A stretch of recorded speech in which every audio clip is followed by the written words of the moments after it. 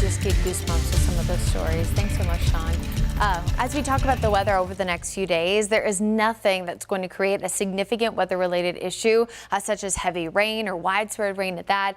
Just a few areas of spotty showers, very light, similar to last night over the next week and a half. In the near term, we are still warm. It is still pretty humid outside. And of course, that's driving some of this fog and light rain that we'll see the next 2 days. But eventually, cooler fall-like air is going to return across the board. Now, something that is going to be elevated too over the next few days is going to be the mosquito activity. We have seen a lot of standing water, and of course that does breed more mosquitoes to develop. So in the near term especially, you can expect this to stay in the high, if not in the red, over the next few before eventually by the end of the 10-day, I think we'll start eventually chipping away from some of these mosquitoes. And that's because of those reinforcing shots of cooler air with a few cold fronts that will provide eventually that cooler and drier air.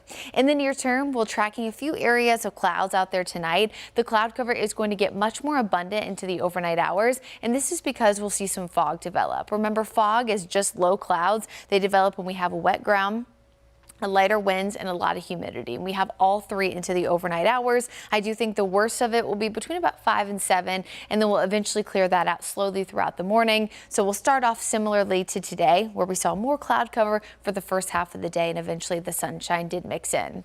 Temperatures today reached the mid-80s. We'll be in the low to mid-80s again heading into tomorrow. Just that brief opportunity for some light drizzle mixed in with some of that fog. You can see that 20% reflected as we enter the overnight hours. So you might see a brief isolated shower like last night, but it's mostly associated with those low-hanging clouds. In the tropics, I wanted to give you an update on what we have potentially forming in the Gulf of Mexico, Western Caribbean. This area is still being circled by the National Hurricane Center for potential tropical development. It is an area that is very susceptible to tropical activity this time of year.